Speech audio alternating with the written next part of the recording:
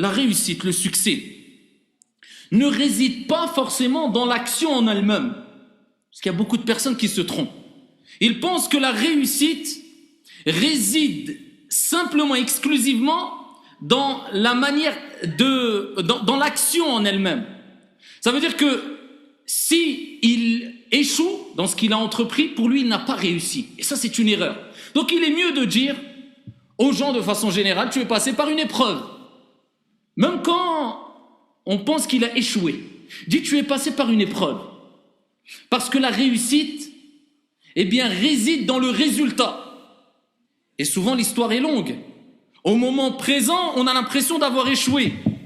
Mais 1 an après, 2 ans après, 4 ans après, tu te rends compte que quand tu avais pensé avoir échoué, ça a été un bien pour toi car ça t'a permis de réagir autrement ou de rebondir autrement, et ce qui a fait que tu as pu évoluer positivement. C'est vrai ou pas? Donc, se dire j'ai échoué, j'ai raté, ça c'est du pessimisme.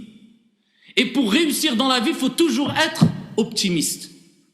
Et savoir que le fait de réussir dans la vie, eh bien, c'est le résultat qui nous incombe. Et le résultat peut venir un jour après avoir œuvré, 10 jours, 20 ans, 60 ans, même dans l'au-delà, sans que tu vois les résultats ici-bas. Donc ne dis jamais j'ai échoué. Tu as été éprouvé, tu passes par une épreuve, mais tu n'as pas échoué, incha'Allah ta'ala. Et voilà pourquoi Sahaba, radiyallahu anhum wa ardahum, quand ils passaient par des épreuves, ils avaient commis certaines erreurs, eh bien ils prenaient des leçons, ce qui faisait qu'ils gagnaient de l'expérience, et l'expérience d'aujourd'hui te permettra de réussir mieux demain. N'oublie jamais ça.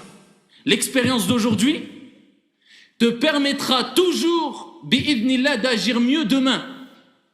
Tandis que la personne qui ne vit pas une expérience à travers les épreuves, une fois tu perds, une fois tu gagnes, une fois tu es heureux, une fois tu es triste, il ne va pas gagner une expérience assez solide qui lui permettra de réagir de la meilleure des manières demain. Il est en manque d'expérience. Voilà pourquoi, eh bien, les meilleurs conseillers, ce sont les personnes âgées. Ce sont les personnes âgées. Pourquoi? Parce qu'ils ont vécu plus que nous. Ils ont vécu des situations difficiles, des situations d'aisance. Ils sont passés par plusieurs épreuves. Donc, ils ont cette expérience. Et l'expérience, on la gagne quelquefois en se trompant dans la vie.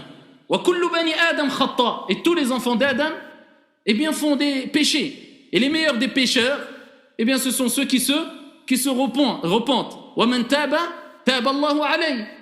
Et celui qui se repent, Allah tabaraka wa ta'ala, de par sa miséricorde inestimable, immense, Allah jalla wa ala pardonne les péchés.